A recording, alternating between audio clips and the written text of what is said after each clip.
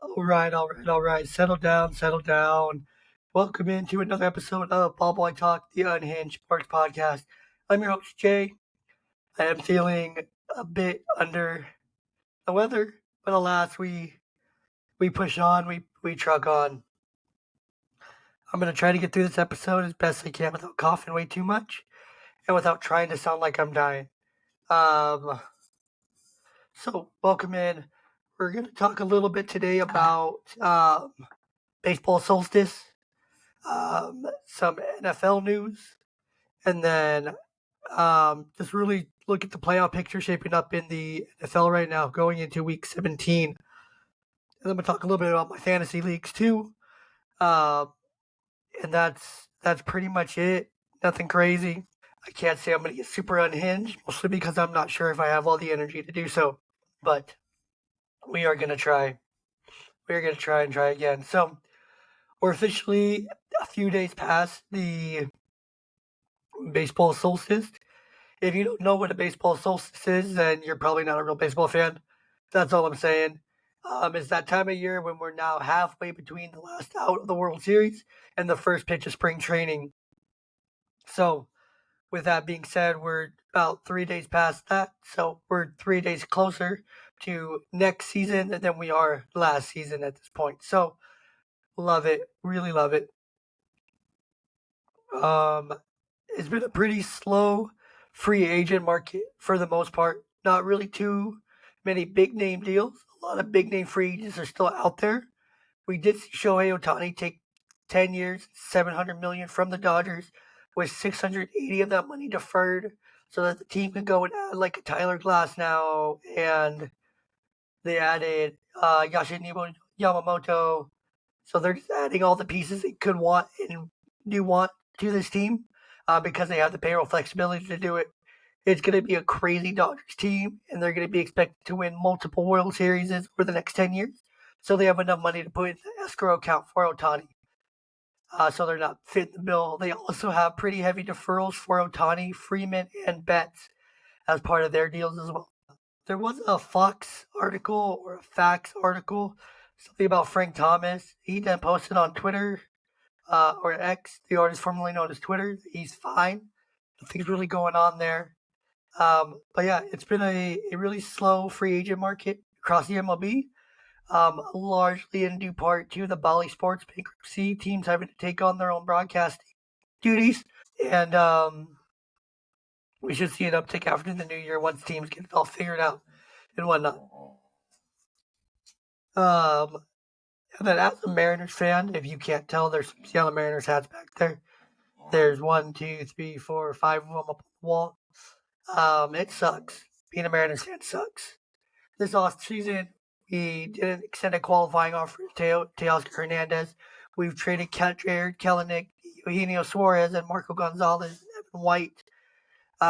We've added Luis Urias, Mitch Garver. And just for perspective on why this sucks so much, is that only 3 years ago, we had one of the most promising and brightest outfield potentials in baseball with Julio, Jared Kelenic, and Kyle Lewis. Kyle Lewis, of course, got hurt again. Can't stay healthy to save his life. Jared Kelenick's now been traded after a very streaky career in Seattle and kind of getting, I don't know, I want to see blackballed by the team because they did him dirty for so long and it wasn't fair to him.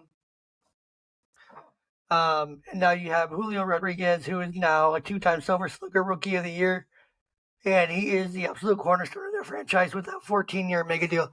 And then we're seeing more and more Hall of Fame ballots come out. The Hall of Fame ballots include top names like Adrian Beltre, Joe Mauer, Gary Sheffield, and Billy Wagner among them. Most of these guys that I would have on my ballot are right there. So far, from what I've seen of the released ballots and ones that have been counted, you have Adrian Beltre, Joe Mauer, Gary Sheffield, and Billy Wagner all going into the Hall of Fame. My ballot will look a little bit like Beltre, Andrew Jones, Joe Mauer, A-Rod, Chase Utley, Jimmy Rollins, Gary Sheffield, Billy Wagner, Manny Ramirez, and Bartolo Colon, because why not? It's really disappointing to see these voters not maximizing the full potential of their ballots when they're sending in three names on a ballot. That just hurts the guys that are a bit lower that are just trying to stay on the ballot that did have great careers, respectfully. Maybe not Adrian Beltre level career or Joe Mauer career, but you gotta use at least. There should be a requirement that they don't have to use all 10. They have to use at least, I don't know, 6 of them or something. For good faith purposes. So that's my thoughts on the Hall of Fame ballot process. I think it's a laughable process. You need 5% to stay on. Right now, 5%. I want to say I reposted it on X not too long ago. 'Cause I was scrolling before I hopped on and started recording. Beltray, Mauer, or Todd Helton. I'm sorry, not Sheffield. Todd Helton and Billy Wagner are all right there. Sheffield's right there at 72.8. Beltran 66.7. Good jump for him. Andrew Jones 64.2. I don't know why he isn't in yet. It's very disappointing. A-Rod 45. Utley 45. Ramirez 42. Bobby Abreu 23.5. Petit 13.6. Rollins 13.6. Vizquel 13.6. Vizquel needs to be booted off the ballot. K-Rod 9.9, Burley 7.4, David Wright 6.2, and right under that Mendoza line of 5% is Torrey Hunter and Bartolo Colon. Looking right now with the released and counted ballots that they're going to be off the ballot since you have to get at least 5% of the vote to stay on the ballot. So we'll see how it all shapes up. Should be a wild and interesting ride. But I wanted to get to some NFL news on this episode today. Since that's pretty much all the baseball news you could really get to. So it's playoff season, but not for the Broncos, even though they could have made the playoffs. Um, some hardcore organizational tanking is happening. So if you haven't seen it by now, if you're a Seahawks fan, you've seen it. But back in October, the Broncos approached Russell Wilson saying he needed to change his injury guarantee or they were going to cut him at the end of the season and move on. Well, we saw this last week that they're going to be starting Jared Stidham over Russell Wilson to prevent him from getting hurt the last 2 weeks of the season.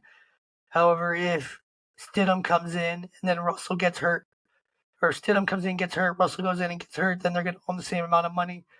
But yeah, they've still been letting Russ out there to play, trying to tell him to win. He never said a word about it to the public. No, he's getting absolutely kind of a two-way narrative here. Some people are just backlashing him, saying, "Oh, Russell Wilson, of course." But I don't see it as that. I see it as a guy who was like, "No, I'm not doing it." The NFLPA stepped in, NFL stepped in to try to help the situation. Broncos didn't try helping the situation. He's been disrespected by his coach, by Sean Payton. He's been treated pretty poorly there in Denver. I get it. It's very common for teams to restructure their star players' contracts, spread the money out a little bit, defer some of it, make it a little bit easier that way. But I don't know here. The NFL needs to step in and find them for organizational tanking and really take a deep dive into this and what's going on there in Denver because it's not pretty. You know, Russ went there for a reason. He wanted to win. He wanted to play. He hasn't been able to. He hasn't been allowed. He's had some crappy coaching. He's had coaches who didn't get his back, didn't support him. Pretty sad to see. You know. Okay, well, the daughter just came in, so let's get into my fantasy teams. I played some downfall this year in fantasy. It wasn't my best year. In my main Dynasty 10 league, I finished second to last. It was our first year there, so plenty of room to build. I have some high draft picks. So is my youngest waking up, coming in here while I'm trying to record. So like I was saying, in my 10-team Dynasty league, I finished second to last. Barely avoided last place, so that was nice. Luckily, we don't have punishment this year, but a lot of things are going to be changing over in that league next year. We are going to be looking for a new owner for one team. So yeah, that's kind of where my Dynasty League stands. In a 20-team dad league, fighting for third place. Very weird format, very thrown together for that league. I'm not running it, so I don't have nothing to do with it. in my work league, 10-team redraft. I'm currently playing for the championship, so that's kind of where we're at. In my league with my college buddies, it's an 8-team redraft. I'm currently fighting to not do a one-chip challenge or eat 5 spicy wings as punishment for last place. So it should be a really fun couple weeks. We have a 2-week playoff in that one, which I hate. I'm not a big fan of that, but it is what it is. I think 1-week playoffs are the way to go. But I'm not a fantasy football analyst or anything, so it is what it is there. But what I did want to jump into a little bit more here, is just playoff predictions. If it ended this week in Week 17, you currently have Baltimore, Miami, Kansas City, Jacksonville, Cleveland, Buffalo, and Indy. Cleveland's locked in as a wild card already. Buffalo and Indy are fighting for the other two. Kansas City and Jacksonville are also fighting for their divisions. Baltimore and Miami have clinched. In the NFC, you have San Francisco, Philly, Detroit, who have all clinched. Tampa Bay is fighting for the NFC South. Dallas is clinched. And then you have the Rams and Seattle fighting for 6 and 7. So really, really interesting here. Jumping over to the AFC first, in case Cleveland's in already. They're a wild card. Since Baltimore has that division. Kansas City's actually being threatened by the Raiders for the division. Kansas City plays the Bengals and the Chargers the next 2 weeks. So we'll see how that shapes out. Jacksonville's being threatened by Indianapolis and Houston. They have Carolina and Tennessee the next 2 weeks. So I think KC can definitely go out there and go 2-0. I think Jacksonville can go out there and go 2-0. Buffalo, they head to New England and Miami to end the season. I would assume that Miami rests their starters week 18, depending on if Baltimore clinches or not the top seed in the East and the AFC. So we'll see there. But I think Buffalo's kind of the only fringe team I see here, barely holding on to that playoff spot. New England, Miami are tough matchups. Houston could jump up into the division over Jacksonville. CJ Stroud is back. He's been playing at such a high level. They have Tennessee and Indianapolis. So it could come down to Week 18 games for Jackson, Indy, and Houston, as they're all just fighting. Indianapolis is the 7th seed in the AFC. They have the Raiders, who are 5-3 since Antonio Pierce took over. He's definitely going to be the head coach next year of the Raiders. That's all I'm saying there. But they're definitely playing for the AFC West this week against Indy, and Indy's playing to stay in the hunt as well. So it's definitely interesting. So I'd definitely be watching out for the Raiders and for Houston to come and steal those playoff spots. And then over in the NFC, like I was just saying, you have San Francisco, Philadelphia, Detroit, Tampa Bay, Dallas, the Rams, and Seattle. I don't see too much changing overall in this playoff picture.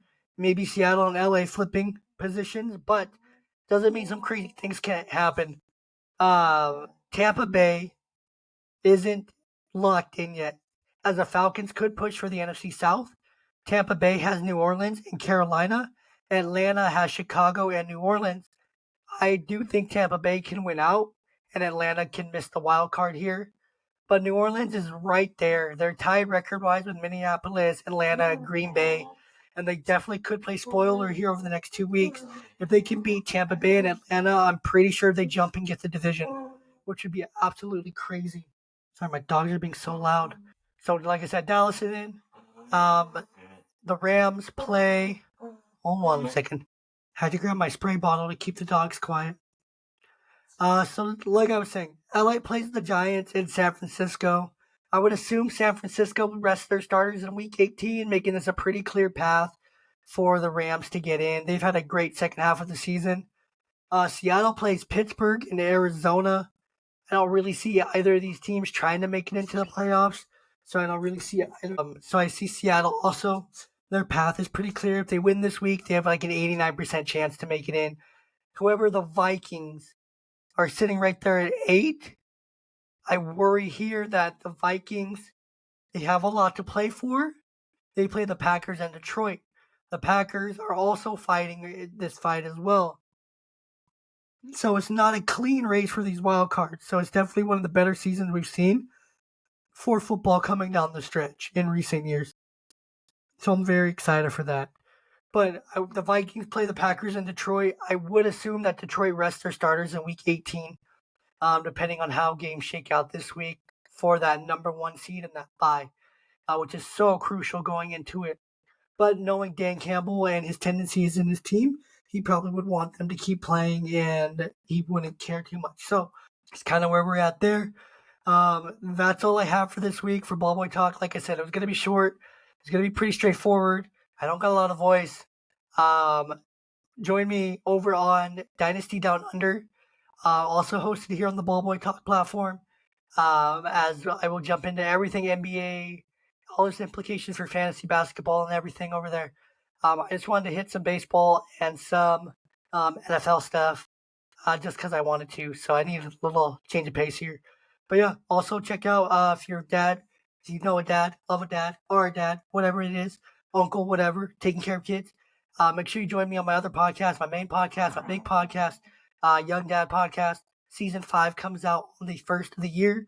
Very excited. Make sure you like, follow, and subscribe over to both the channels, Ball Boy Talk and Young Dad Podcast over on YouTube. You can find both shows on Instagram as well.